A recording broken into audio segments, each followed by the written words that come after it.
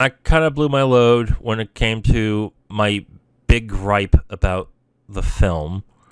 Basically, what happens in the movie is the Riddler is killing off politicians, corrupt policemen and politicians. That's essentially what he's doing. I gotta be honest, I don't know why he went that route in this, or why they went that route, because they're definitely doing a socio-political take on Batman.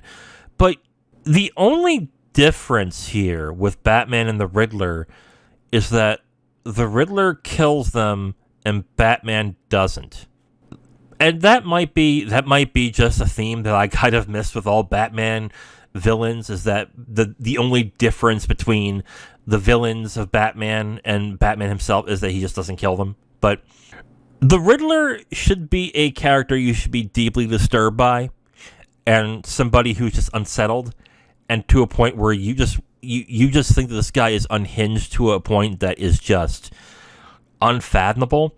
And the fact that they gave him a purpose that people can go, yeah, I see your point. It's just like, that's not good. Because then you're looking at Batman going, wait a minute, Riddler has a point. Like, why is Batman trying to stop him? Yeah, kill all these corrupt politicians. Except for the fact that it's wrong to kill people. But I just looked at that and went, maybe make him a little more unsettled. maybe go after, I hate to say this, but maybe go after innocent people. Or maybe innocent people who happen to have done wrong, either without realizing it or on accident or whatever. And make that the targets of the Riddler. Make because the victims aren't sympathetic at all in this movie. Like, you see the DA that gets killed in the movie, and a bunch of other politicians get killed in the movie, and you're like, I don't care. It's like, these are assholes. They deserve to die. So, yeah, like, I thought that was I get the theme that they were going for, but it ran antithetical to with Batman, because essentially you're making Batman in a weird way kind of a villain, maybe. And I also didn't get at the end why did the Riddler, who hated the corruption of the town and how that corruption affected him, then decided to want to kill everybody? Why? I thought that was kind of weird too. It was like, but wait a minute. Yes, he's unsettled, but this is more of a Joker thing than there really is a Riddler thing. The Riddler likes to fuck with people's heads. The Riddler isn't somebody who does violence in such a grotesque and bombastic way. What he does is basically fucks with people's heads and essentially it. He fucks with their heads and then kills them and hurts them in a personally destructive way. That's what the Riddler does. So I don't get why they went the route they did in this. Making Selena Kyle the daughter of Carmine Falcone, who's played by John Turturro, who does a pretty good performance in this, I thought was also weird. I'm not the type of person that watches these comic book movies and go, you must stick to exactly what the comics have mandated throughout all these years. No. You can do different things. That's fine. But get the core right. Get the aesthetics and get the skeleton right in this. Selena Kyle, and again, you know what? I might be wrong. And if I'm wrong, comment and let me know. Selena Kyle never took me as somebody who was a damaged person. Maybe she would be out for revenge at certain points, but she is more of a person who is self-interested and is more about getting her own and helping hers than really going out for revenge and being a victim and stuff like that. I thought that was kind of off as well in this. I don't know, like, the fact that they made the Batman as a detective story, as a crime story, as a mystery story, I thought was a solid move that other movies haven't done.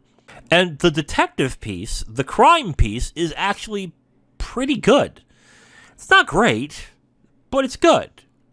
On the other hand, like, the trappings around it seem kind of half-baked. And because of that, it's really hard for me to really give it a high rating and to say, like, it's a great movie, because it really is not. It's like I said in the non-spoiler part, it's a template for a great movie. It's a template for a great Batman.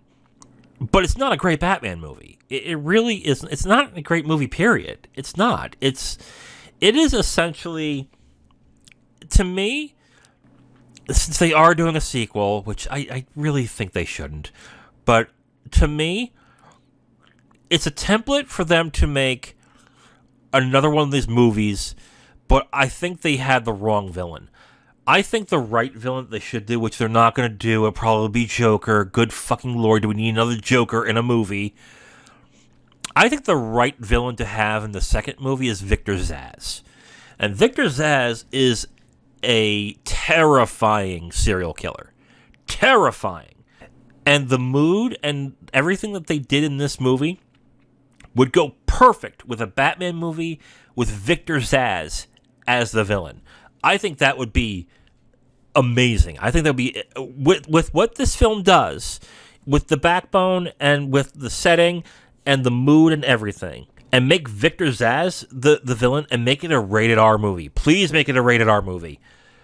It would be fantastic. I think that would be a great idea.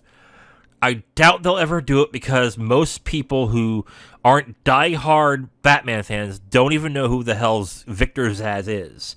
But there are seeds and ideas in this movie that could make a fantastic Batman movie.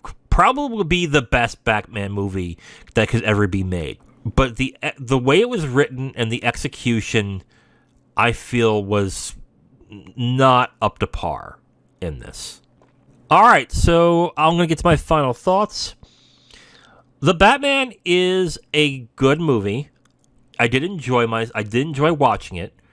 I mean, it's better than, it's better than the Batfleck movies, okay?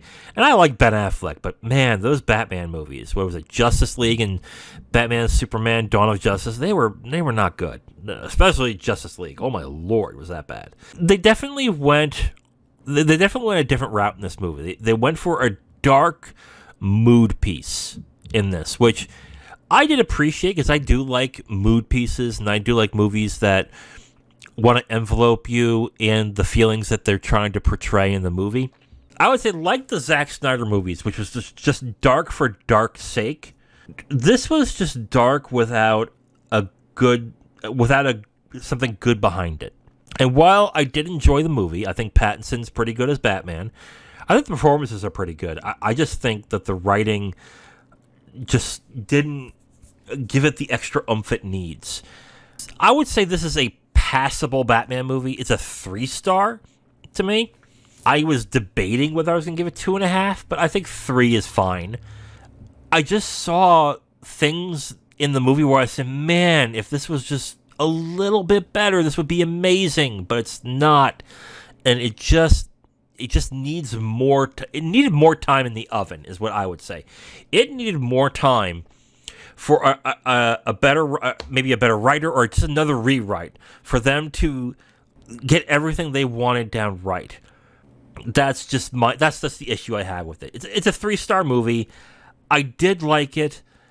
I would say it's a disappointingly good movie because everything, the pieces they have there could make a really good whole, but it just didn't gel well.